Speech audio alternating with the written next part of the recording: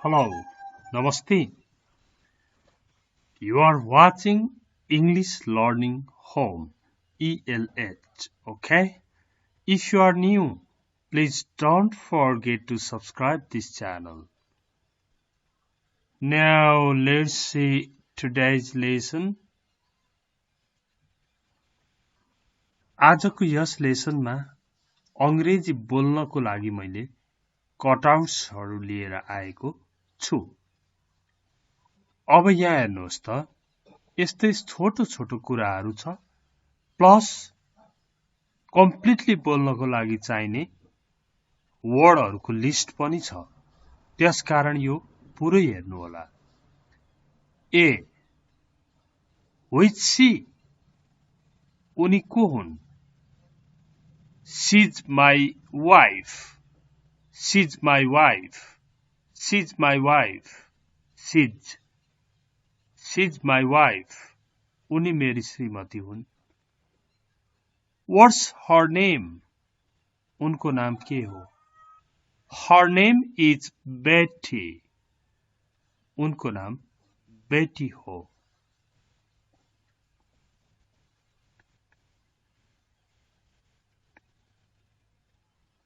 Again. Who is he? He's my husband. He's my husband. He is like short ma his. He's my husband. उहाँ मेरो श्रीमान हो। What's his name? उहाँको नाम के हो? His name is Fred. His name is Fred. उहाँको नाम फ्रेड हो। Now, everyday activities. दैनिक क्रियाकलापहरू। What do you do every day? तपाई दिनहुँ के गर्नुहुन्छ? I get up. I take a shower. उठ्छु, नुहाउँछु, and I brush my teeth. अनि म दाँत ब्रस गर्छु। Next. अब everyday activities सँग related words and phrases 21 वटाको list छ यो। लामो छ। Get up उठ्नु, take a shower नुहाउनु, brush my teeth दाँत ब्रस गर्नु, flush my teeth पखाल्नु, shave दाढी काट्नु, get dressed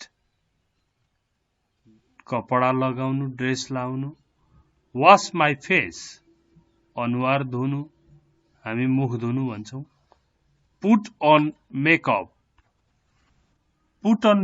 भनेको मेकअप गर्नु, brush my hair कपाल कोर्नु, ब्रश गर्नु, comb my hair कपाल कोर्नु, make the bed ओछ्यान बनाउनु, my मेरो, his उसको, her उनको, our हाम्रो, your तिम्रो, their तिनीहरूको।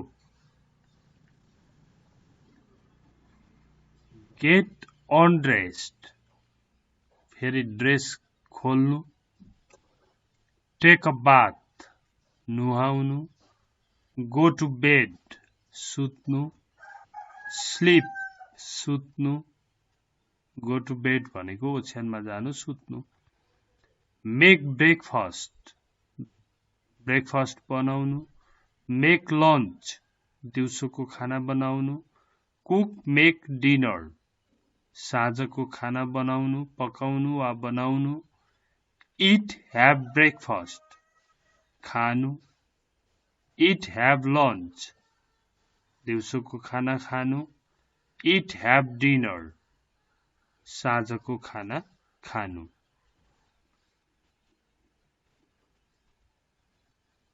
अब next clean the apartment, apartment सफा गर्नु, कोठा सफा गर्नु। क्लीन द हाउस, घर सफा गर्नु। स्वीप द फ्लोर, भुइँ बढार्नु।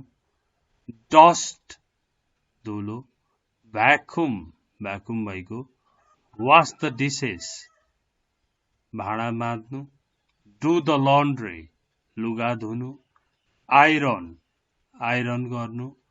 फिड द बेबी, बच्चालाई खुवाउनु। फिड द क्याट, बिरालालाई खुवाउनु। वक द डग, कुकुरलाई हिँडाउनु।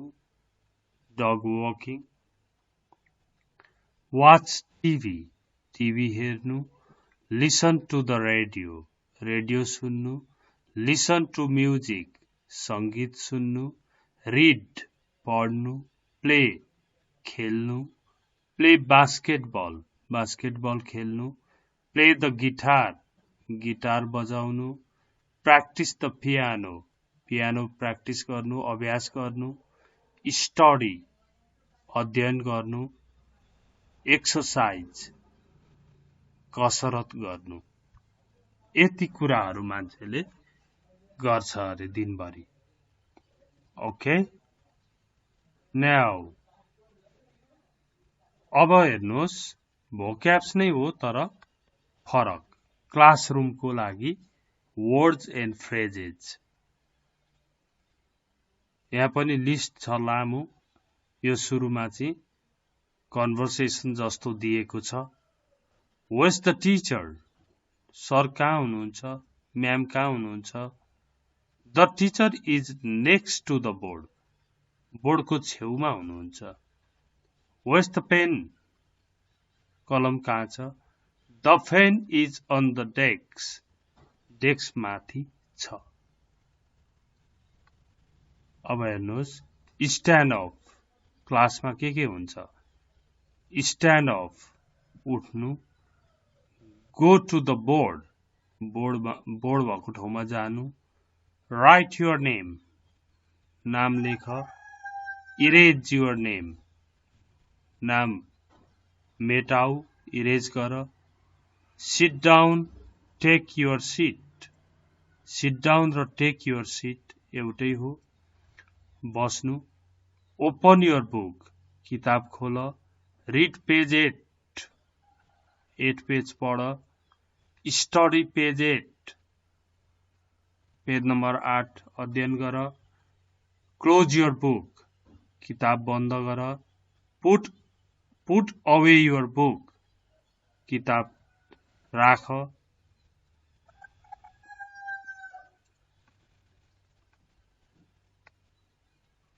लिसन टु द क्वेश्चन, प्रश्न सुन। रेज युर ह्यान्ड, हात उठाऊ। गिभ द आन्सर, उत्तर देऊ। वर्क इन ग्रुप्स, ग्रुपमा काम गर। ग्रुप भएर दुई तीन जना भएर गर्ने अथवा धेरैजना भएर गर्ने। हेल्प इच अदर, एकअर्कालाई सहयोग गर। क्लासमा भनेको हेर्नुहोस् है। डु युर होमवर्क, होमवर्क गर। Bring in your homework, homework ल्याऊ। Go over the answers, answer देऊ। करेक्ट युर मिस्टेक्स, गल्तीहरू सुधार गर। Hand in your homework, homework बुझाऊ। Take out a piece of paper, एक टुक्रा कागज निकाल। पास आउट द टेस्ट, टेस्टहरू पास गर।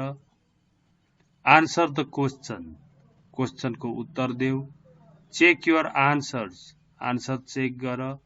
कलेक्ट द टेस्ट, टेस्टको पेपरहरू जम्मा गर। टेस्ट लेखेको छ भने कलेक्ट द टेस्ट भने चाहिँ सबै जम्मा गर्छ। यति चाहिँ फेरि केसँग रिलेटेड भयो त भन्दा क्लासरुमसँग रिलेटेड भयो। आज हामीले लामै वर्डहरूको लिस्ट पढ्यौं। यो लिस्ट तपाईहरुले पनि राम्रोसँग हेर्नु होला, अभ्यास गर्नको लागि हुन्छ र यसलाई तपाईले अभ्यासकै रूपमा लानुपर्छ। कसरी भन्दाखेरि यहाँ हेर्नुहोस् त What do you do every day भनेर भन्ने अनि I get off at 6 o'clock यहाँबाट लामो बनाउन थाल्ने I get off at 6 o'clock I do my usual works I go to the bathroom and do my usual works I take a shower every morning हैन अनि गर्दै अरु बढाउने जस्तो यो ए floss my teeth shave get dressed wash my face put on my makeup brush my hair comb my hair make the bed देखि लिएर यो सबै take a bath go to bed sleep make breakfast make lunch cook make dinner eat have breakfast eat have lunch eat have dinner यो slash को मतलब चाहिँ eat भन्नु र have भन्नु खानु नै हो भन्न खोजेको हो यसरी दिएको रहेछ यहाँनेरी तपाईले यो अभ्यास गर्नुपर्ने हुन्छ ओके अनि यो च्यानलमा अलि कमेन्ट कम भएको छ लाइक कम भएको छ है शेयर गर्दिने कमेन्ट गर्ने लाइक गर्ने गर्नुहोस् म उपयोगी कुराहरु यसमा थप्दै जाने छु टेन्सन नगर्नु होला यो च्यानललाई छिटै नै राम्रो बनाउनु पर्ने छ तपाईले सहयोग गरिदिनु होला धन्यवाद see you next time bye bye